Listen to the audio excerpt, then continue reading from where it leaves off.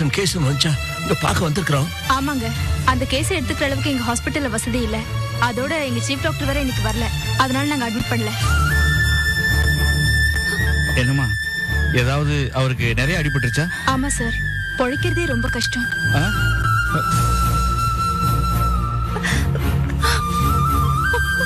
பயப்படாது, அப்படி ஒண்ணு இருக்காது. ஏமா, அடிபட்டு ஒரு பேர் ரவியா? சாரி சார், நாங்க அதெல்லாம் எதுவும் கேட்கல. அந்த அளவுக்கு டைம் கூட எடுத்துக்கல. உடனே பக்கத்துல இருக்கிற சரவணா ஹாஸ்பிட்டல் அனுப்பிட்டோம். எங்களுக்கு தெரிஞ்ச ஒரே டீடைல் காமராஜர் சாலையில தான் அந்த ஆக்சிடென்ட் நடந்துச்சுன்னு சொன்னாங்க. ஐயோ சம்பந்தி, அவன் அந்த வழியா தானே தினமும் கடைக்கு போவான். பயப்படாதீங்க, ஒண்ணா இருக்காது. பதறாதீங்க, பயப்படாதம்மா. நம்ம யாருக்கு எந்த தீங்கு நினைக்கிறது இல்ல.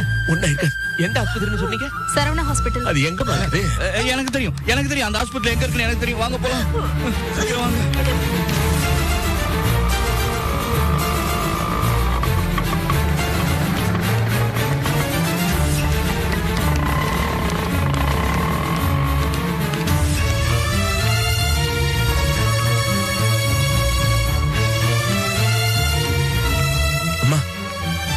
ரோட் ஆக்சிடென்ட்ல ரவின்னு ஒருத்தர் சீரியஸா அடிபட்டு வந்திருக்காருன்னு சொன்னாங்க. பார்க்க வந்திருக்கிறோம். அவருக்கு நீங்க என்ன வேணும்? நான் மாமனார்மா, இவர் தாப்புனாரு, இவங்க உங்க சம்சாரம்.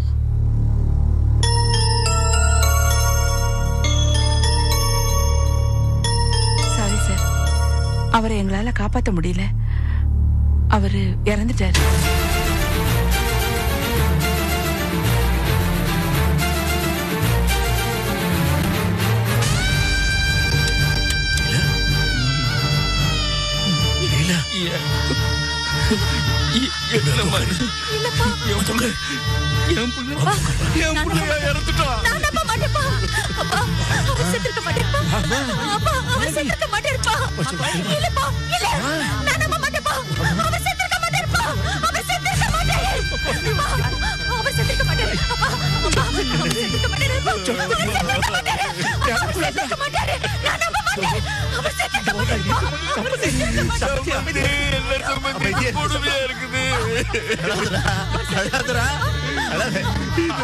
முகத்தை கூட பார்க்காம போயிட்டாலையா, இப்படி ஏமாத்திட்டாலையா. இந்த பிள்ளைங்களா அழகாக்கிட்டு போயிட்டாலே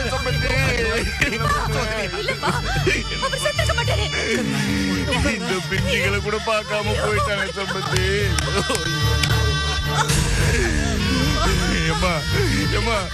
என் பிள்ளையெல்லாம் பார்க்கணும் தான், என் பிள்ளையெல்லாம் பார்க்கணும். சாரி சார், பாடி மார்ச்சோரியில இருக்கு. எடுத்துட்டு போங்க, அரேஞ்ச் பண்ணுங்க சார். வாங்க சார். கூப்பிடுறேங்க.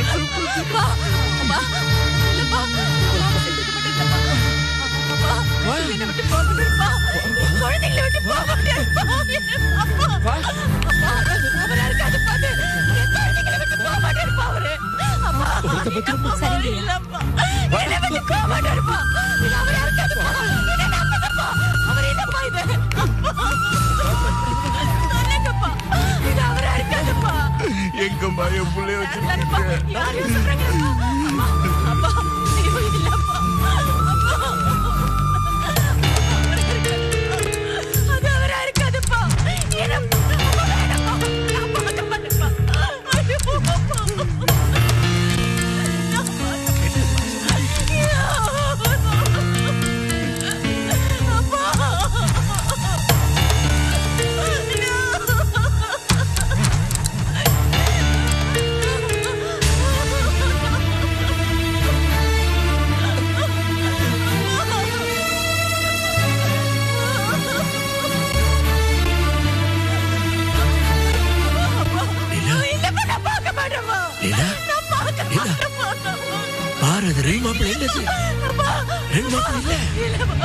ஏதோ குழப்பம் நடந்திருக்கு.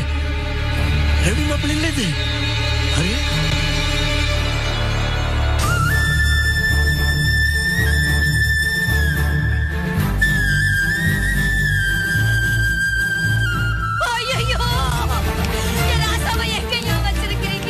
அங்க போய் பாரு.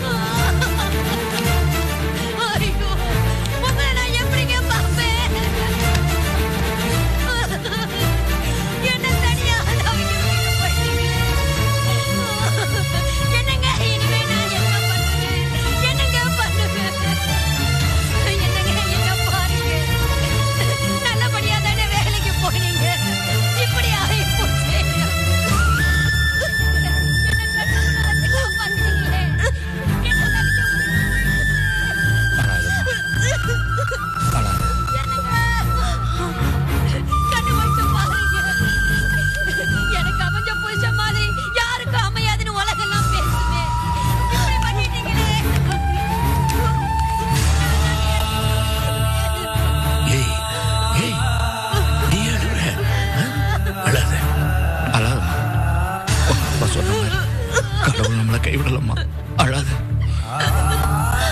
ஒண்ணு இல்லைங்க.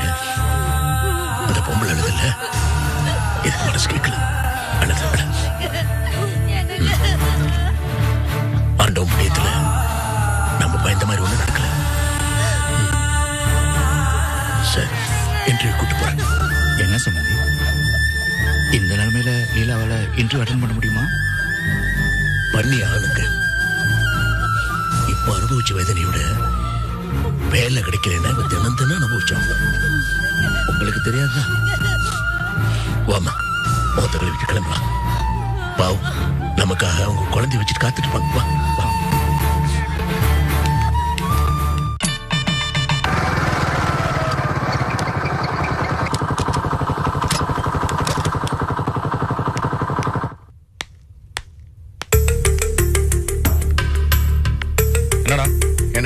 ஏதாவது ஒரு முக்கியமான விஷயமா இல்லைன்னா அவ்வளவு தூரம் அவசரமா கூப்பிடுவேனா?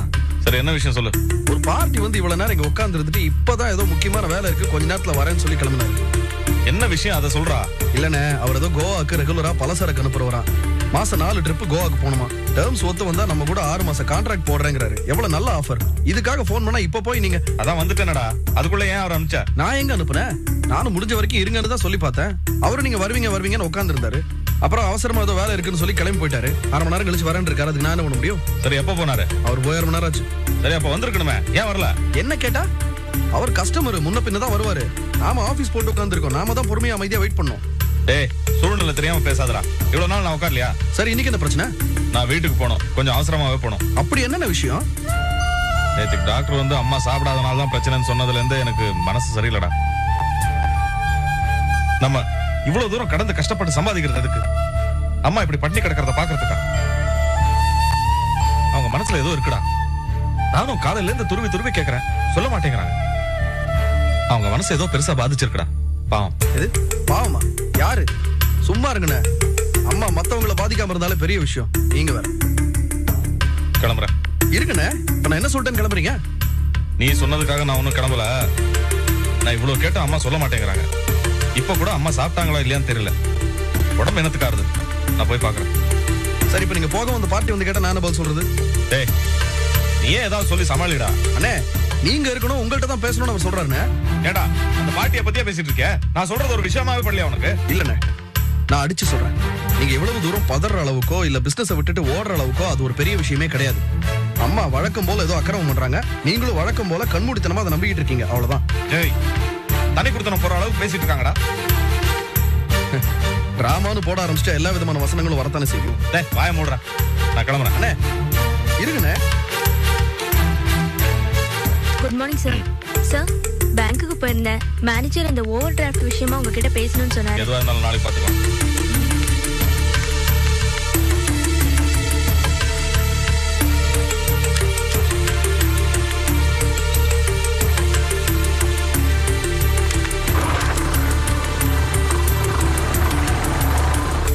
உன்னை பத்தி எனக்கு ரொம்ப நல்லா தெரியும்.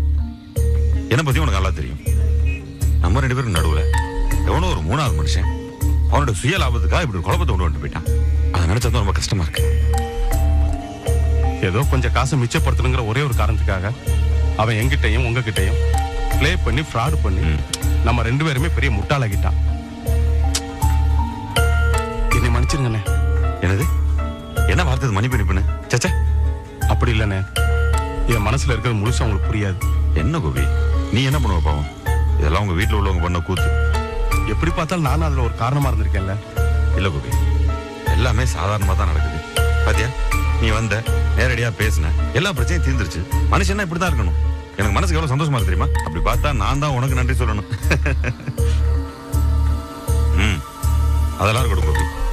நமக்குள்ள என்ன பிரச்சனைனாலும் ஒன்னா உட்காந்து பேசி தீர்த்துக்கிறோம்ல. இந்த தனத்துக்கும் விஜய்க்கும் என்ன, இந்த மாதிரி ஒன்னா உட்காந்து பேசினா பிரச்சனையும் தீர்ந்துரும், நமக்கும் சந்தோஷமா இருக்கும். ஏன்னா இப்படிலாம் ஆசைப்படுறீங்க? ஏதோ நம்ம 2 பேரும் தெளிவா இருக்கிறோம், அதனால குழப்பம் இல்லாம போயிட்டு இருக்கு. என்னைக்காவது ஒரு நாள் நம்மளை பார்த்தா அதுல புத்தி வருதான்னு பாக்கலாம். நம்மளை பார்த்தா நம்ம 2 பேரும் இப்படி இருக்கிறத பார்த்தா சந்தோஷப்படுவாங்கன்னு நினைக்கிறியா? தனத்துக்கு ஒரு கோபம் வரும்பாரு, அது எங்கே இருந்து வருது, எப்படி வருதுன்னு எல்லாம் இன்னைக்கு வரையும் கண்டுபிடிக்க முடியல. உங்களாலே முடியலையா? அதை கண்டுபிடிச்சிட்டான்னு வச்சுக்க, அவன் நிச்சயமா பெரிய ஞானியா தான் இருக்கணும். அப்பா, அப்பா, இந்த இன்டர்வியூ சம்பந்தமா யாரை பார்க்கணும்? அந்த ஆப்போசிட் டேபிள்ல போய் பாருங்க. அங்கீங்களா?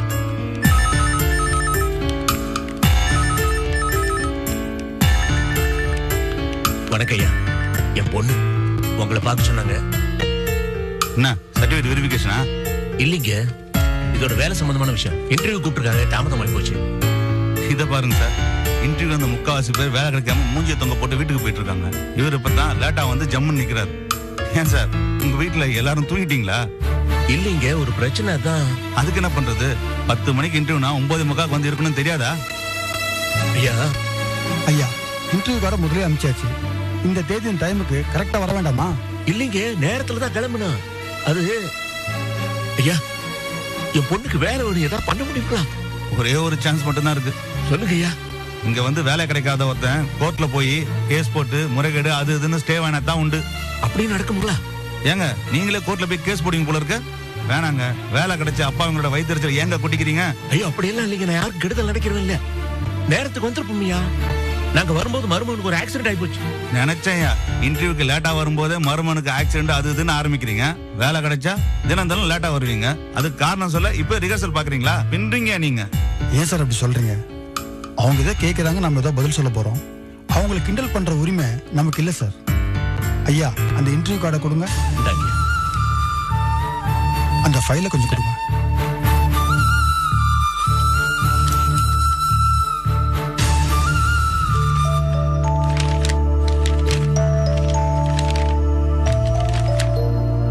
ஐயா, உங்க பொண்ணோட மார்க்ஸ் படி உங்க கம்யூனிட்டி கோட்டால உங்க பொண்ணுக்கு வேலைக்கான சான்சஸ் நிறைய இருந்தது. இன்டர்வியூ ஓரளவுக்கு அட்டெண்ட் பண்ணியிருந்தா கூட உங்க பொண்ணுக்கு நிச்சயம் வேலை கிடைச்சிருக்கும். ஐயா, வாய்ப்பு கடந்து போயிட்டு மாதிரி பேசாதீங்க. நாங்க நேரத்துக்கு வரணும்னு தான் கிளம்பினோம். வழியில உங்க புருஷனுக்கு ஒரு ஆக்சிடென்ட் நடந்து போச்சு. ஹாஸ்பிட்டலுக்கு போயிட்டு இருந்தோம், நேரம் ஆகி போச்சு. ஐயோ, எனக்கே ரொம்ப வருத்தமா தான் இருக்கு. என்ன செய்யறது? அப்படி சொல்லாதீங்கய்யா. இந்த வேலையை தான் மலை முதல் நம்பி இருக்கு. ஏதாவது ஏற்பாடு பண்ணுங்கய்யா. ஐயா, எங்களால ஒன்றும் செய்ய முடியாது. அடுத்த முறை உங்க பொண்ணுக்கு நிச்சயமா வேலை கிடைக்கும். வேலை கிடைக்கும் நம்பிக்கையோட போங்க. இந்தாங்க.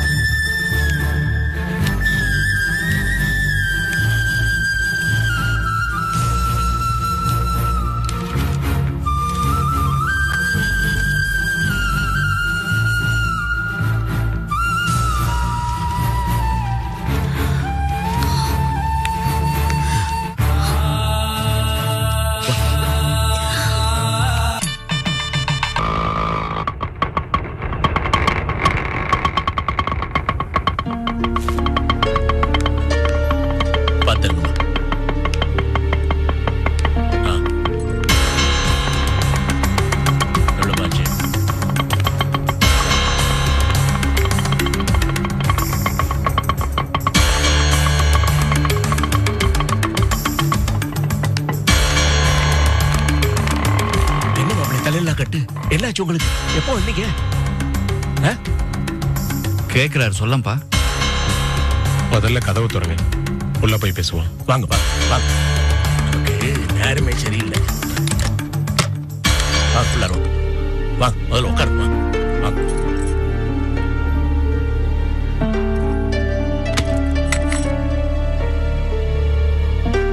என்னாச்சு மாப்பிள்ள? உங்களுக்கு ஆக்சிடென்ட் யாரோ போன் பண்ணோம், பதறி போயிட்டோம்.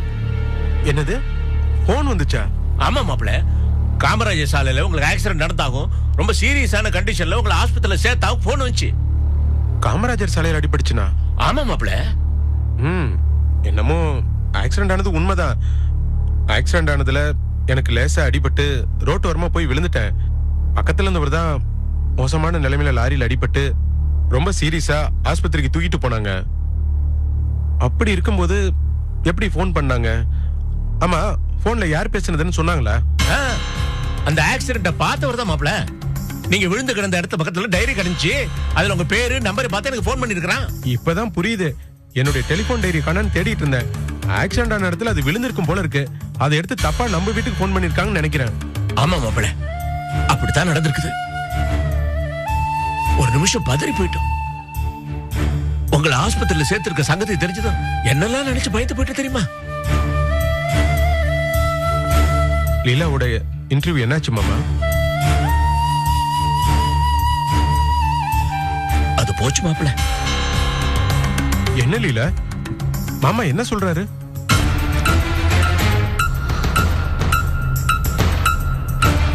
உனக்கு இப்படி ஆச்சுன்னு ஃபோன் வந்தோன்னே அங்கே எங்கேயும் அலைஞ்சிட்டு போனதில் லேட் ஆயிடுச்சு. நாங்கள் போகிறதுக்குள்ள இன்ட்ரி முடிஞ்சு போச்சு. என்னப்பா சொல்றீங்க? கடவுளே, என்ன பண்றது மாப்பிள்ள, தலைவிதி. அப்படி இல்ல மாமா, இது ஒரு நல்ல சான்ஸ். இந்த மாதிரி சான்ஸ் எல்லாருக்கும் கிடைக்காது. கைக்கு வந்த வாய்ப்பு இப்படி ஈஸியா போயிடுச்சுன்னு நினைக்கும் போதுதான் மனசுக்கு ரொம்ப கஷ்டமா இருக்கு. வாஸ்தவம் தான் மாப்பிள்ள.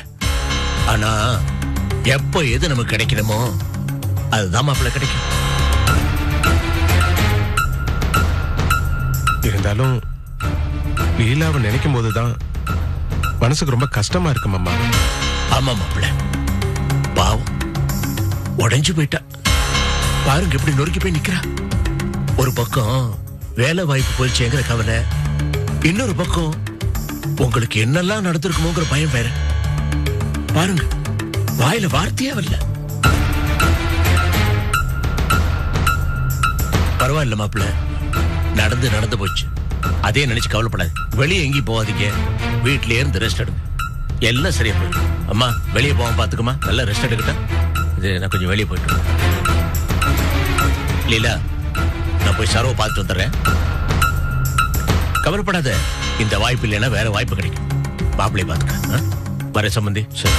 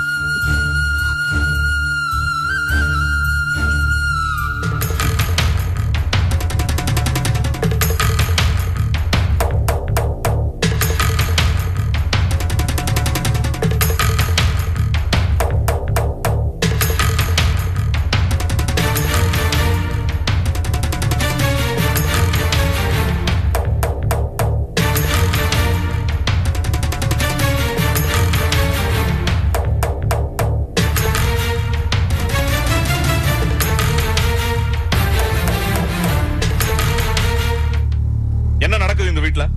எல்லாமே மூடு மந்திரமா இருக்கு. எல்லாருமா சேர்ந்து நாடகம் ஆடுறீங்க.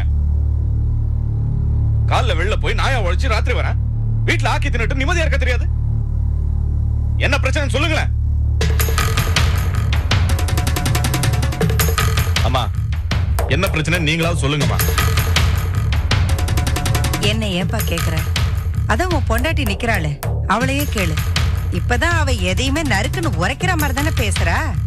அவளையே கேளு, விவரமா சொல்லுவா.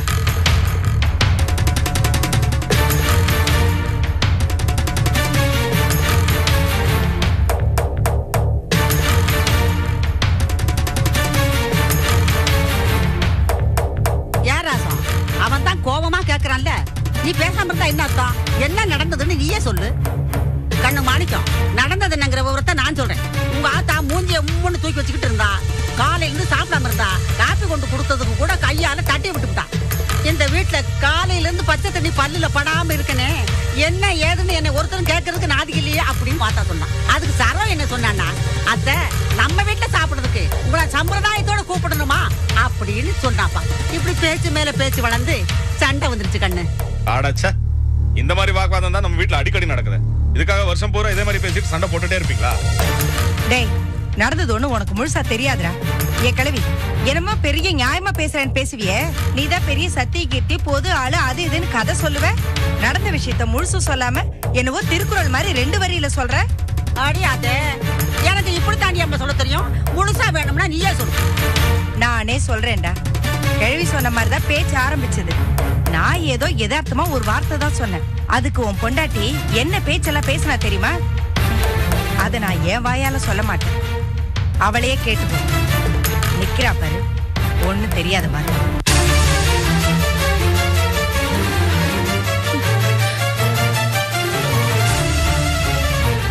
ஏன் ராசம், சொல்றதா இருந்தா முழுசா சொல்லு. என்னமோ பூசி முழுகிற மாதிரி ஒரு வார்த்தை யதார்த்தமா சொல்றீங்க. அது என்ன யதார்த்தமான வார்த்தை? அத முதல்ல சொல்லு. கிழவி வாய மூடு. யாரும் எதுவும் பேசாதீங்க. சரோ, நீ சொல்லு, என்ன சொன்ன? அது வந்து வேற எதுவும் பேசக்கூடாது. கேட்ட கேள்விக்கு மட்டும் பதில் சொல்லு. எங்க அம்மா இந்த வீட்டு சாப்பாட கையால கூட தொடாம இருந்திருக்காங்கன்னா அவங்க மனசு நோக்கிற மாதிரி நீ ஏதோ சொல்லிருக்கணும். என்ன சொன்ன சொல்லு. அத்தைதான் வந்து இந்த கதையெல்லாம் வேண்டாம். நீ என்ன சொன்ன அதை மட்டும் சொல்லு. அத்தை வந்து என்னடி சொன்ன சொல்லுடி.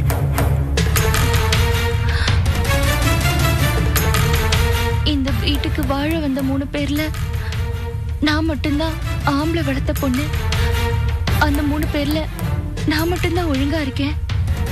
பொம்பளை வளர்த்த மத்த 2 பேரோட லட்சணம் நம்ம எல்லாருக்கும் தெரியும்னு சொன்னேன்.